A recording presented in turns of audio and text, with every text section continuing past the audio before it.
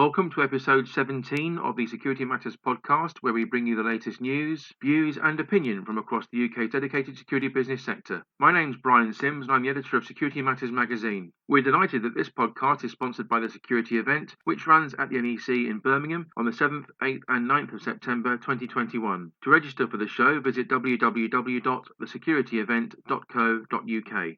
Focusing on the major news, the government has committed millions of pounds to bolster the protection of the public against terrorism by announcing substantial funding for an all-new National Counter-Terrorism Operations Centre as part of its latest spending review. In practice, the Counter-Terrorism Operations Centre will bring together counter-terrorism policing, members of the UK's intelligence community and other parts of the criminal justice system in one location. This fully integrated approach aims to keep the public safer from terrorism by enhancing the nation's ability to discover and prevent attacks and also improve response speeds. The development of the Counter-Terrorism Operations Centre was set in motion after the series of terrorist attacks back in 2017, which killed 36 people and realised injury and life-changing impacts for many more. The attacks and the subsequent operational improvement review, which itself was independently assured by Lord Anderson, highlighted the need for further progression of the UK's counter-terrorism response, such that it continues to adapt to an evolving threat. The requirement to further progress capability in this area has been emphasised by attacks here in the UK, recent attack episodes across Europe, the 27 successful disruptions of planned terrorist activity since those 2017 episodes, and also the recent rise in the nation's terrorism threat level to severe, orchestrated by the Joint Terrorism Analysis Centre. All of this is set within the context of an ever-broadening threat environment and what's now viewed as an increasingly challenging technical landscape. An integrated, partnership-driven approach within a purpose-built working environment, the Counter-Terrorism Operations Centre will bring the right people, skills and technology together to help strengthen protection measures for the UK. It will also assist in the installation of smarter working practices and cultures, while rationalising processes and structures, subsequently boosting innovation with new forms of collaboration. Speaking about the move during his spending review speech in Parliament, Chancellor Rishi Sunak said, "Our police and intelligence agencies do an extraordinary job every day to protect us all from terrorist activity. Bringing these partners together to form a world-leading counter-terrorism operations centre will enable them to work more collaboratively on disrupting threats, allowing the government to deliver on its first and foremost duty, which is, of course, to keep members of the public safe." Home Secretary Priti Patel added, "We owe a huge debt of gratitude to our police service, the intelligence agencies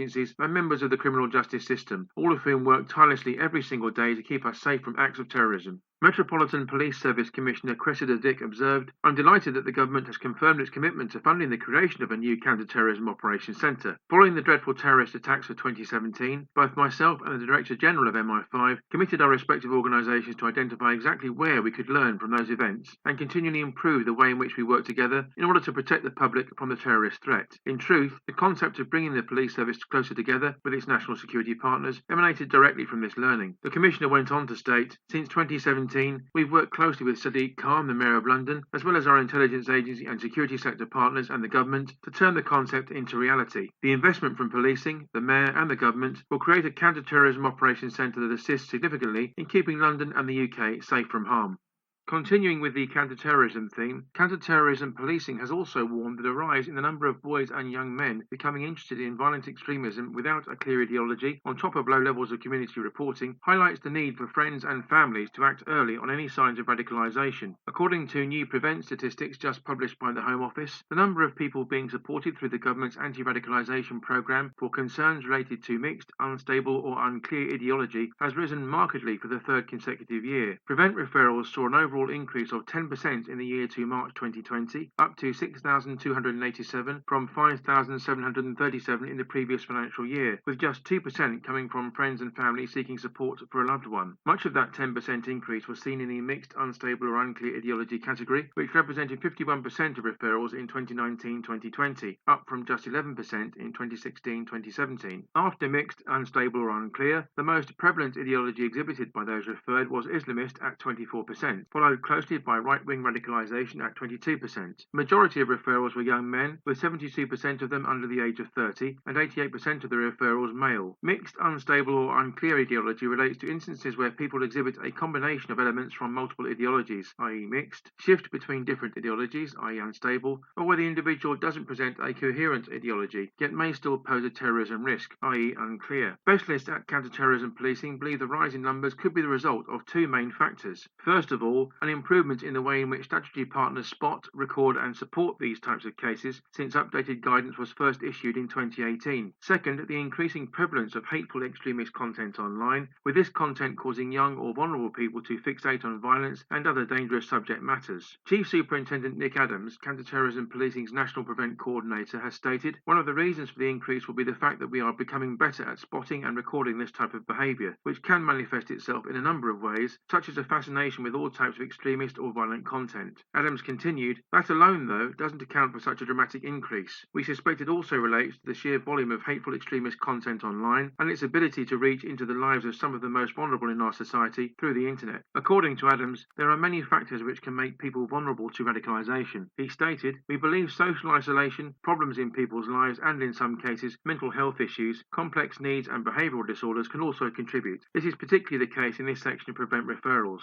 A clear area of concern is the fact that just 2% of referrals came from family and friends, despite the fact that they're usually the first to spot the worrying behaviour changes can indicate that a loved one is heading down a path towards radicalisation. Parents, friends and families can now receive specialist support to stop their loved ones being drawn into harmful activities or groups with the launch of Act Early, a new dedicated safeguarding website and advice line. This resource will provide advice, guidance and support for anyone who's concerned that someone they know may be at risk from being radicalised by terrorists or extremist content online. With COVID-19 making regular access to schools, social workers and mental health support more difficult, people are now spending more time isolated and online. There's a concern that people who need help are not receiving it. This makes it all the more important for friends and family to use the new Act Early resources in order to understand what might be happening to their loved ones and what support Prevent can provide. In essence, parents, friends and family need to help the police by acting early, talking to their children about what they view online and sharing their concerns or seeking support if they fear someone they know is in danger of being radicalised.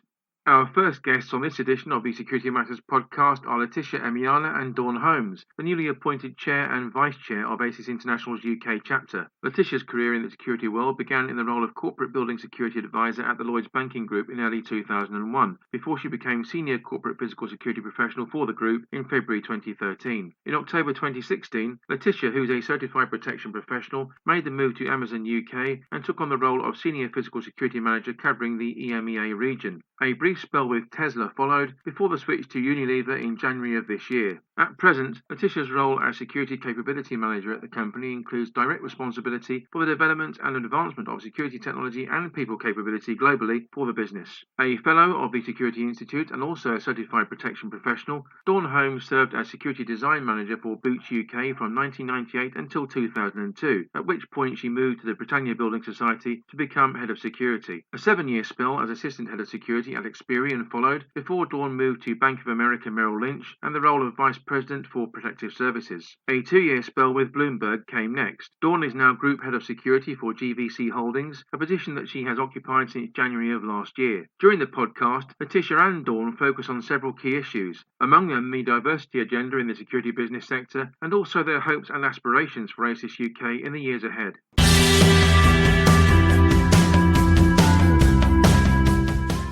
Letitia, first of all, can I ask you what's of most importance to you as a security professional? What are the driving motivations in your role? So, Brian, I think what's really become important to me as my career's gone on is really about maintaining balance, actually. Security is such a huge, wide, broad area that can be all-encompassing every single day. So I find it really important to, especially during this past year where it's been quite unique, it's all about maintaining some level of routine. It's all about, I go for a run every morning. It means I can come into work and I'm ready to hit the day running. And then in the evening, it's about shutting down as best as possible and limiting those other distractions in the evening. And Dawn, can I ask you the same question? Yeah, for me, it's about educational. From a personal perspective, this has given me the confidence to take that step up and to get more involved and to make me feel like I could hold my own. But education can also play a greater part in the diversity conversation, I think, in balancing the pay gap. There's brilliant work that Elizabeth Lewis has done that's seen the introduction of women in security scholarships. In addition, the introduction of young professional, the APP's accreditation shows an effort to start balancing the topic of diversity. I like to build up my team, and education is a big part of that, bringing them on the journey with me, building their confidence and competence as well, and really making that high-performing team where we all just enjoy it so much.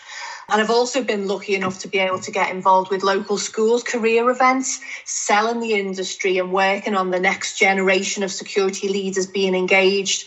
And I must say, it's becoming easier an industry to sell, as people are now appreciating the scope of the profession and the emphasis on cyber security, for example, which has really helped to change perceptions. And focusing now on your ASIS remit, Dawn, what developments would you like to see within the ASIS UK chapter going forward? I think more member participation. You really do get out of these associations what you put in. And by getting more involved, you as an individual will benefit from networking, opportunities. You can change the industry by getting involved in certification boards, writing white papers. But ASIS also benefits as well from being able to take on more. All the board and committee members are volunteers dedicating time on top of the day job. So the more volunteers, the more the chapter can achieve. And the amazing sponsors will also get to engage with more members. So it's really, win-win. At the moment, I'm going through the Chartered Security Professional Accreditation process. And for anyone not too sure, the CISMP is a worshipful company of security professionals register established by royal consent and recognises excellence in top security professionals.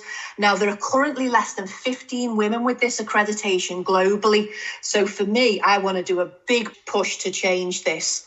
Not just to show our success, but also to ensure that there are more CSIPs women to be part of the assessment process to increase diversity, but also so women can have more of an input into the creation of the leaders and establishing an alternative view as to what is professional within the industry.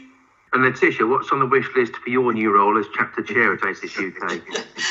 A bit like Dawn, one of the things I certainly would like to see is that increased engagement. I think it is a members association, and I really would encourage more participation. And as Dawn said, the support, as it's a volunteer organisation, is critical. And because I'm such a passionate fan of diversity, and not just, women in security, I'm talking the broad diversity picture, I really thrive when I hear and see new thoughts, new opinions. And I do think we need to get more of that in the profession. And for me, a lot of that comes from the development of grassroots. And, I am a grassroots football coach, so I can see the real benefits of investing in our youth, about explaining how wide a remit security is, explaining and doing a similar job that was pushed out around 5 years ago in cyber, which is really starting to see the fruits now of seeing more women into cyber security. I'd love to see more of that in the corporate and the physical security domains.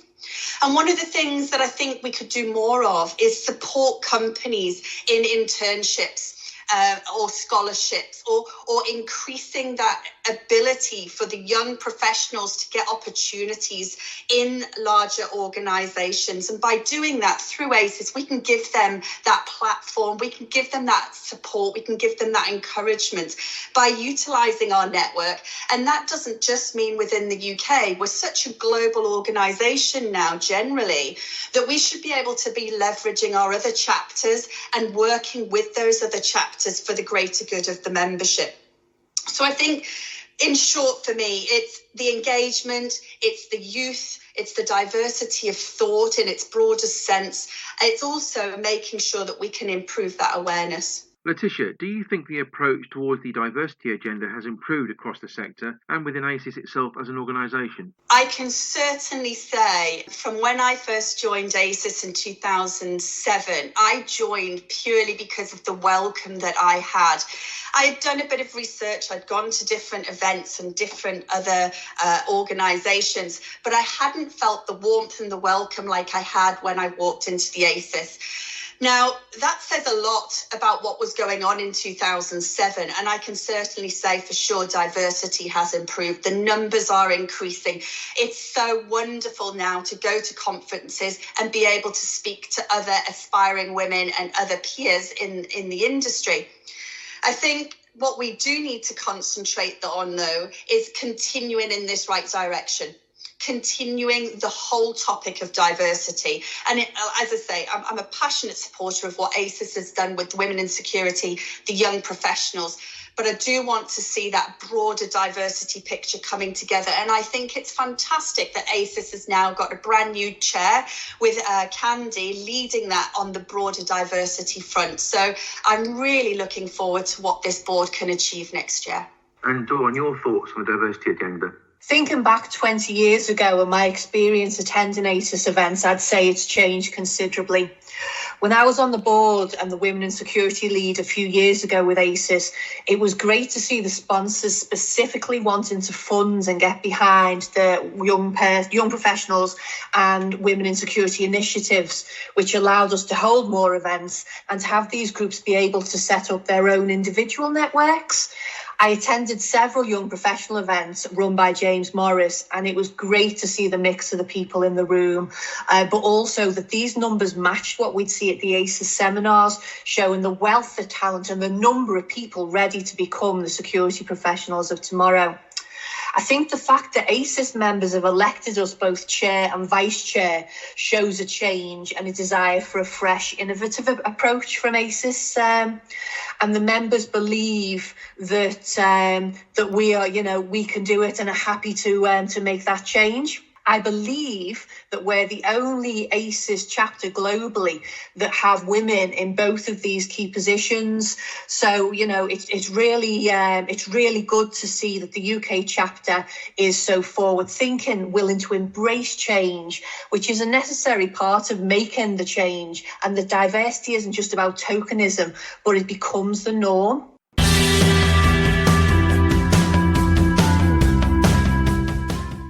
Returning to the news, an employability programme is being launched by the EY Foundation and the Security Institute with widespread support from across the sector, including from the Security Industry Authority, to help break down barriers to employment for less advantaged young people wanting to begin a career within the security business sector. In practice, the programme will continue the EY Foundation's ongoing work as a social mobility charity and, in tandem, expands on the Security Institute's own Next Gen initiative, which has already received a good deal of praise. The Secure Futures programme will support 27 youngsters aged between 16 and 18 from low-income backgrounds, such that they can access invaluable experience within the security industry, empowering them to consider pursuing careers working within the sector. The Secure Futures programme will be delivered virtually from February next year, thereby affording young people access to the wide range of careers on offer in the security world. This is the EY Foundation's first multi-employer collaboration and, thanks to the support of its sponsors from across the sector, the programme will involve a number of well-known organisations who will provide the 27 young people with paid work experience, opportunities to gain a variety of transferable skills, and also all-important mentoring from a security professional through 2021 in order to help them identify their next steps.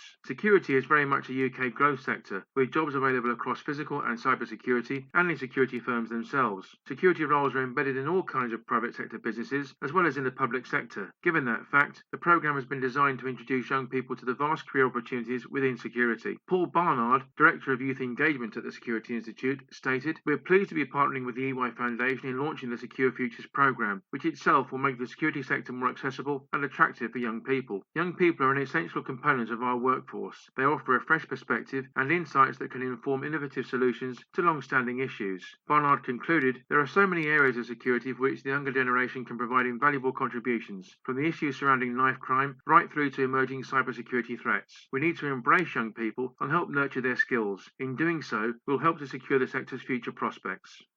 The all-new National Cyber Force is going to help transform the UK's cyber capabilities when it comes to disrupting adversaries and keeping the nation safe, Boris Johnson has announced. In a speech on defence spending, the Prime Minister avowed that the new GCHQ and Ministry of Defence partnership will conduct cyber operations to disrupt hostile state activities, terrorists and criminals threatening the UK's national security, involving itself in countering terror plots and supporting military operations. Working alongside the National Cyber Security Centre, itself a part of GCHQ and which protects the digital homeland, homeland, the National Cyber Force will play a vital role in enhancing the UK's world-leading and responsible cyber power. The National Cyber Force draws together personnel from Intelligence, Cyber and Security Agency GCHQ, the Ministry of Defence, MI6 and the Defence Science and Technology Laboratory under one unified command for the very first time. Alongside the MOD's operational expertise, DSTL's scientific and technical capabilities and GCHQ's global intelligence, MI6 provides its expertise in recruiting and running agents alongside its unique ability to deliver clandestine operational technology. Used alongside diplomatic, economic, political and military capabilities, examples of cyber operations could include the following: interfering with a mobile phone to prevent a terrorist from being able to communicate with their contacts, helping to prevent the internet from being used as a global platform for serious crimes including acts of fraud, and keeping UK military aircraft safe from targeting by hostile weapon systems. GCHQ's Director Jeremy Fleming said, "For over a century, GCHQ has worked to keep the UK safe. Cybersecurity has become an integral part of this mission as we strive to make the UK the safest place in which to live and do business online. We are a world-leading cyber power, there's no doubt about that. The National Cyber Force builds out from that position of defensive strength. It brings together intelligence and defence capabilities to transform the UK's own ability to contest adversaries in cyberspace and protect the country, its people and our way of life." Fleming went on to state, "Working in close partnership with law enforcement and international partners, the National Cyber Force operates in a legal, ethical and proportionate way in order to help defend the nation and counter the full range of national security threats posed in the modern era." What distinguishes the National Cyber Force is the partnership between Strategic Command, GCHQ and MI6, blending strengths and cultures to create this operationally distinct force. It's a natural step forward after decades of cooperation and means that the nation is growing a potent capability to deter our adversaries, defend our forces on operations and protect our digital homeland. The UK is fully committed to using its cyber capabilities in a responsible way and in line with UK and international law. Past cyber operations have operated and future ones will continue to operate under existing laws, including those granted by the Intelligence Services Act and the Investigatory Powers Act. This ensures UK cyber operations are responsible, targeted and proportionate, unlike those of some of the nation's adversaries.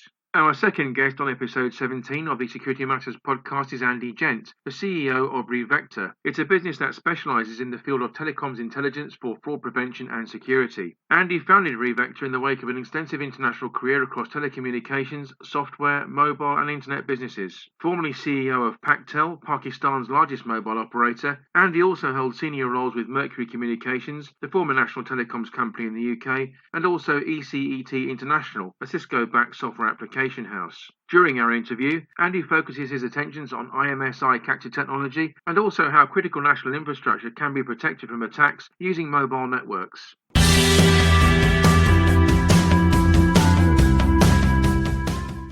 Andy, first of all, could you explain how to protect critical national infrastructure from attacks using mobile networks? Brian, yeah, that's a good question. If you look at critical national infrastructure in the past, it's been mainly physical security, different technologies, cameras, personnel looking at what is going on around the area. As miniaturization of technology has taken place, you can actually start to use mobile networks to look who's in the area and who's in the vicinity of the area which you're trying to protect. As different levels of terrorism attacks have increased, people are becoming more aware of new surveillance techniques to really locate who's in an area. One of the ways is to look at the mobile network and look and monitor the movements of people in that area. Why is it so important to put these protection regimes in place, do you feel? Basically, I think, not me personally, but just generally, security methods are becoming old where people are getting around them, whether it be physical or cameras or barriers. You need to put other extra facilities in place, and putting mobile management tools in place, you can actually see what's going on in the vicinity around, and maybe if something's in a location which is 20 miles from something, 10 miles away, so you can actually see that people are coming closer to the target area. And one of the things that people are using now are IMSI catchers. And could you outline precisely what an IMSI capture is, and also give an overview of how this technology works? Yeah, an IMSI catcher basically is a way of spoofing a mobile network. So in a mobile network, you have a number of cells. So say if you're a network in the Middle East, Etisalat, may have a number of mobile cells around an area, or Vodafone may have a number of cells. An IMSI catcher will replicate one of those cells. So your mobile phone or your device looks for cells around an area. An IMSI catcher will do exactly the same. And if I am sat in a location in a certain country, I can see a mobile phone cell, say a Vodafone cell, and I can replicate it with an IMSI catcher. I can then look for devices in the specific area around me and actually lock onto those devices for either a short period of time or a longer period of time. The word IMSI is actually the International Mobile Subscriber Identity, which is the only unique part of the network, of a mobile network. And this is the actual number on your SIM card. So basically, these IMSI catchers can lock on to the SIM card or your SIM card and identify that it is you. What are the advantages of using this catcher technology versus other forms of intervention? You can specifically look for some device which is unique and has not been seen in the area before. So basically, if you take a prison, for instance, you may know all the numbers of the operators. You may know all the numbers of the prison warders, and you're looking for a unique number. Against past devices, such as physical measures, where you've got prison walls or barriers or control points, this you can actually see that there is a new device entered into an environment. And today's catcher technology does have other use cases. Could you elaborate on the detail here for the readers of Security Matters? If you actually look at other use cases, any high security building, whether it be an embassy, a prison, an airport, or anything like that, a nuclear power plant, is somewhere that you want to protect.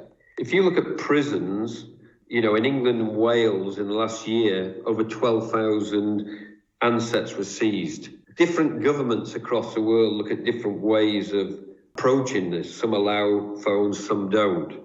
But basically, a lot of prisons now are being used to commit serious crimes using mobile phones inside. In 2015 at Wandsworth Prison, there was a plot to import machine guns using a contraband mobile phone. Using an IMSI catcher, you can see exactly who is in the prison, who is swapping devices and SIM cards between places, and who is actually talking to who. And you can then make a decision what to do in that situation. Lastly, Andy, could you outline the detail when it comes to physical and virtual fences, and also explain how IMSI catcher technology deals with this? Yeah, physical and virtual fences. At the moment, if you go to, say, Broadmoor, which is down the road from me, you've actually got physical fences where you've got a wall, and then you've got fencing, netting, and then you may have some security device checking if anybody's broken into those fences. With an IMSI catcher technology, say that was in the middle of a desert, you could have those same protection, but then sort of 10 miles away where there's nobody allowed to go, you could have a virtual fence where you make a ring of a mobile network around the property. And you can see that an intruder is close by, but not actually at the property yet. So therefore, you can identify that somebody is entering an area as soon as possible. So basically, you could place it 10 kilometers away, and you could see that every device coming into that area is a legal device belonging to somebody who should be in that area. And that's where it can help considerably.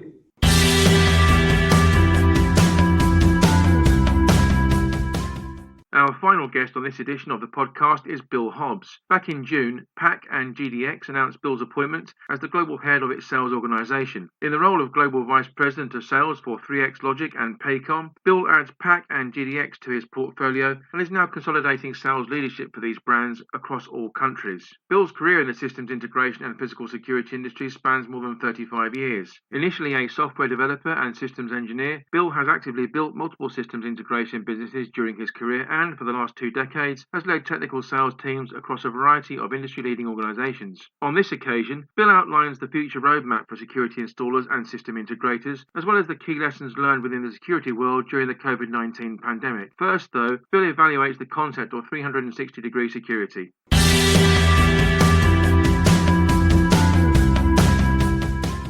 Bill, plenty of commentators are now talking about the concept of 360-degree security. What do you believe to be the meaning of that terminology, and what role does electronic security have to play in this? Sure. One of the things we've learned over the last few decades, probably, and particularly in the most recent past, is that one of the aspects of security in general is that we produce a great deal of data. We always have, we always will. But what we've missed in the past is how we correlate that data together to give us a better picture of what's going on in our environment. Where we see one event happening, there may be a correlating event that we have the data on, but we not necessarily have our attention drawn to that because we're busy looking at the first thing. So what we talk about a 360 view or a holistic view is having the customer, the end user, be able to look at all the data that's coming at them and have that presented to them in a consumable format. So we may have data from different systems, different sensors, different environments around their estate that we want to be sure that we are seeing everything as it relates to one another. So we have to understand the risk profile. We have to understand what it is that makes their organization work well together, and it involves everything, all the different systems. It could be a point of sale system, it could be a manufacturing system, it might be an access control or a video system, all the traditional things we think about. But we have to step outside of that box, that traditional box that we're in when we think about alarms, and look at other data points within our environment. And that's really what we're talking about there, is how do we bring together all those different data points and present them to the customer in a consumable format that they can then easily understand what's going on in their business. From a security standpoint, this really relates to how things interact. So we might have one alarm going off that was drawing our attention away from what really is happening in our environment. You think about an airport or a very large estate, for example, and this boils all the way down to the smaller businesses as well. But you might have a fire alarm, you might have a video security event, you might have an access control event, all kind of happening at the same time that appear completely unrelated, but really it might be part of a coordinated effort. So this is what we mean when we talk about 360 security, looking at everything that happens from in our environment from a holistic viewpoint so that we can see it all and understand how it relates to each other. In some respects then, Bill, do you see security systems acting as a source of big data? Oh yes, when you think about it, really people talk about big data, and it's been kind of a buzzword in the IT world for quite some time. But really, when you look at what data a typical access control or video or alarm system produces, that's really big data. We're producing huge amounts of information that it's almost impossible for a human to decipher and look at. We've always collected this information. We've never done anything with it. It's set there. You think about the amount of video we record. In a security environment, the vast majority of that video is never viewed. It's never viewed because we simply don't have the time. And unless there's a particular event that's obvious to us, we don't have the desire to go look at it. With the IT technology and IP bringing all this into our environment as pure data, now we can have systems look at this. We can have applications that peruse this data and look for different types of behaviors or key events that we're interested in. That makes this much more usable.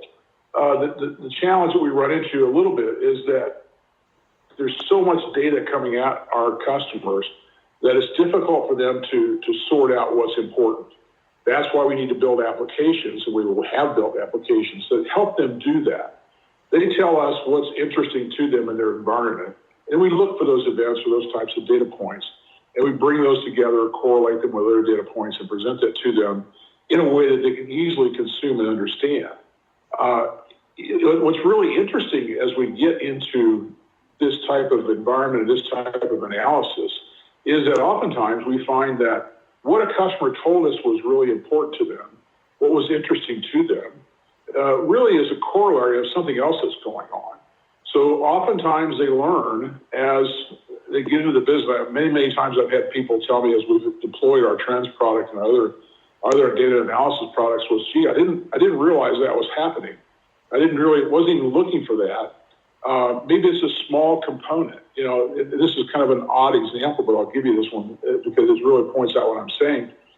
In America, we're very proud of our automobiles, and so we have car wash chains, and we keep the cars clean. And so the car wash chain that we worked with, in particular this one, knew about how much water it took to wash a car typically. So they knew what their normal consumption was. One of the data points they wanted to look at was how much water a particular location was using and consuming, and then compare that to how many actual sales they made, how many car washes they did. And that told them if they're consuming way more water than they expected to, then there's probably some fraud going. Maybe the clerk's giving away car washes, or there's something else that's happening there. So it seems like a very mundane point. And this really applies all the way across our environments. These really small, mundane points are what are important to our customers. We pull those back. It might be the amount of consumption of some material in a particular production environment, like the car wash or our manufacturer. It might be a particular type of sale in a retail environment. It might be the traffic pattern, the footfall in a particular building that you expect to see on average, and all of a sudden it increases or decreases. So these are the things that we are able to glean from this big data and give our customers a real view of what's going on.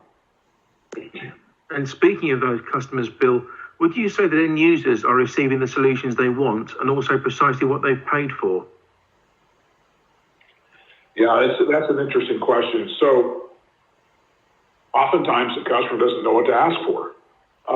They know what's important to them in their business. They think they know what's going on.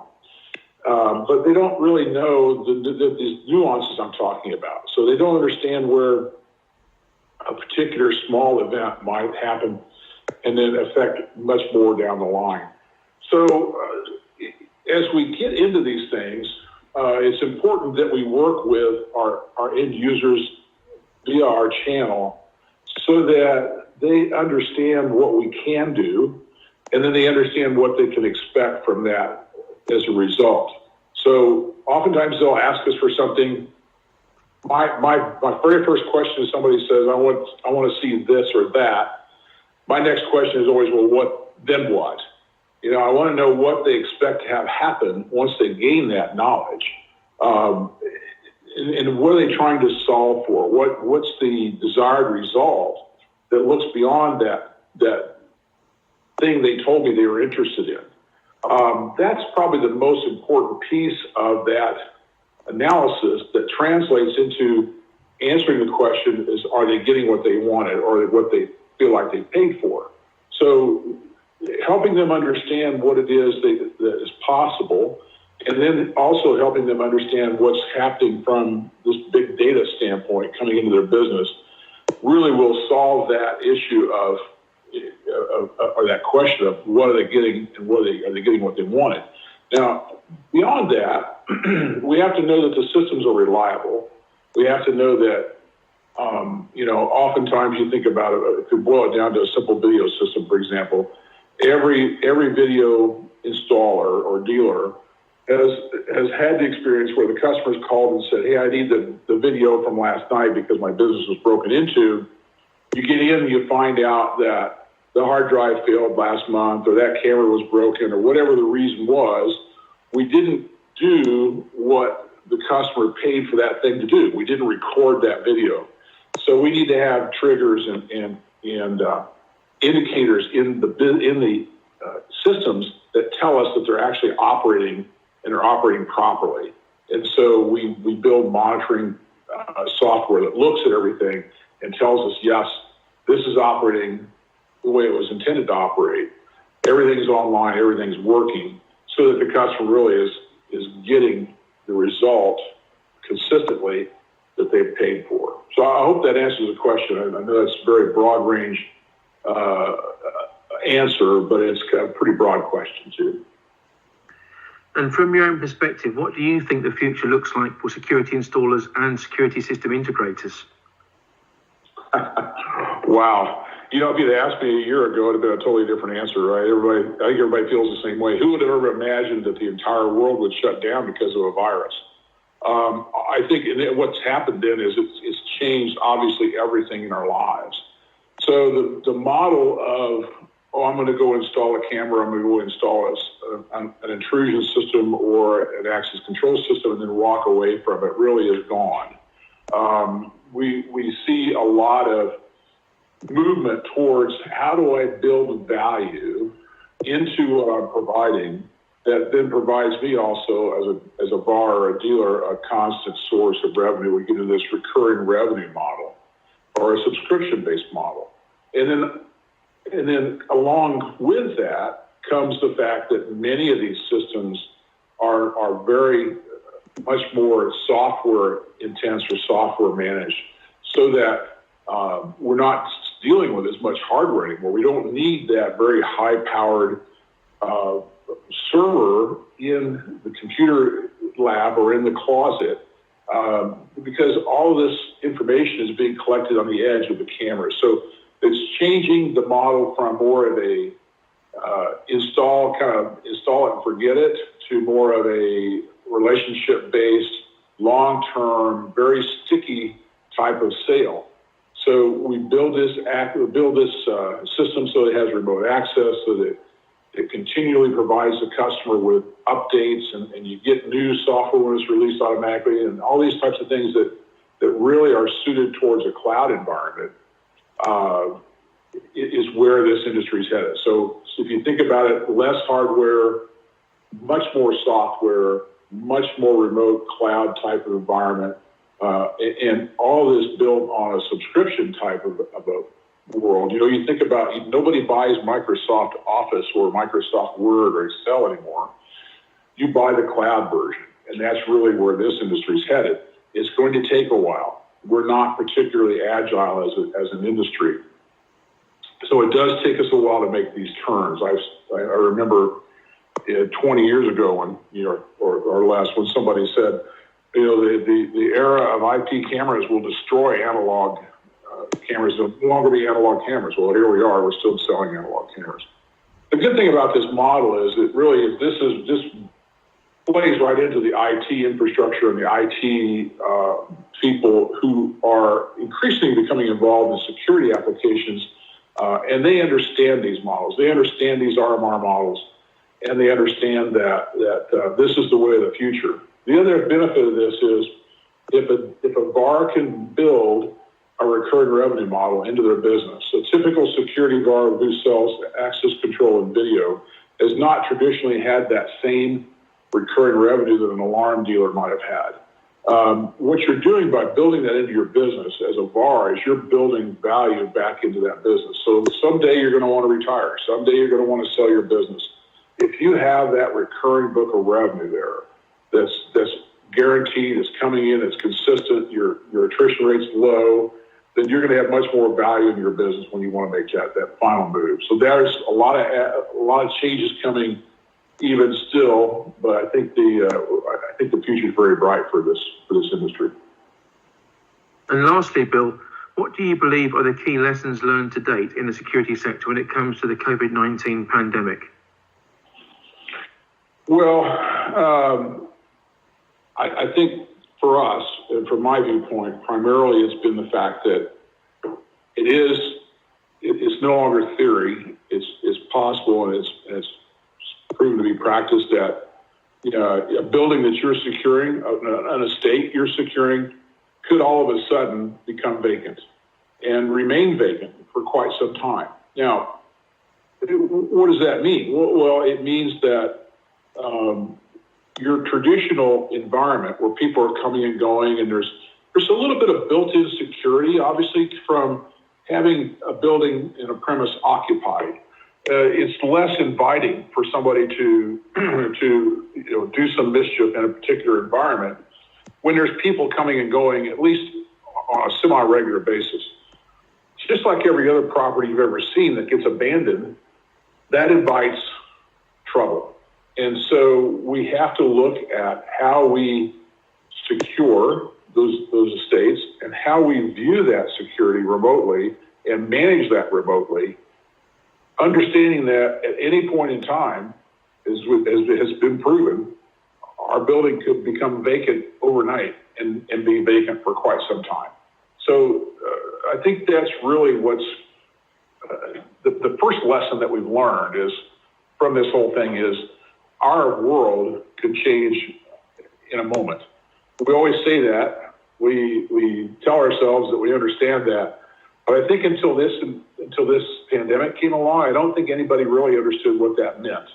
And I believe from a security standpoint, we've learned that we have to be ready for just about anything to happen, and we have to be able to do that remotely away from our facility. We have to be able to control the security systems. We have to be able to see what's going on, understand what's happening, and we have to be able to do that from a distance. And so that's, to me, that's been the most glaring lesson that the world has learned. We've talked about for some time, but it really has hit home now with this pandemic.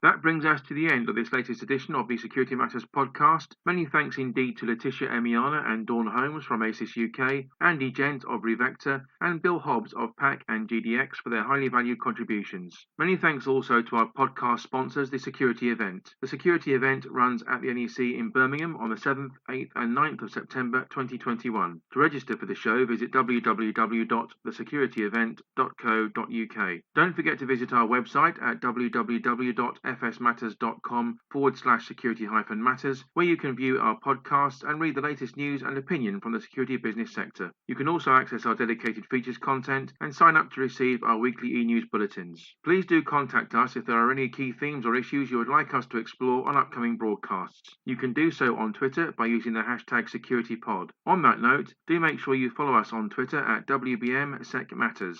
As a reminder, the Security Matters podcast is live to view every fortnight on Wednesdays. Please do like and share the content and spread the word among your industry colleagues. You can listen to the Security Matters podcast for free on iTunes, Spotify, YouTube or Podbean. To download the podcast on iTunes or Spotify, all you need to do is enter the term Security Matters into your chosen platform search box. Our next podcast will be live to view on Wednesday the 13th of January 2021. We'll see you then. In the meantime, the team at Security Matters would like to wish all of our readers a Merry Christmas and a very happy and prosperous New Year.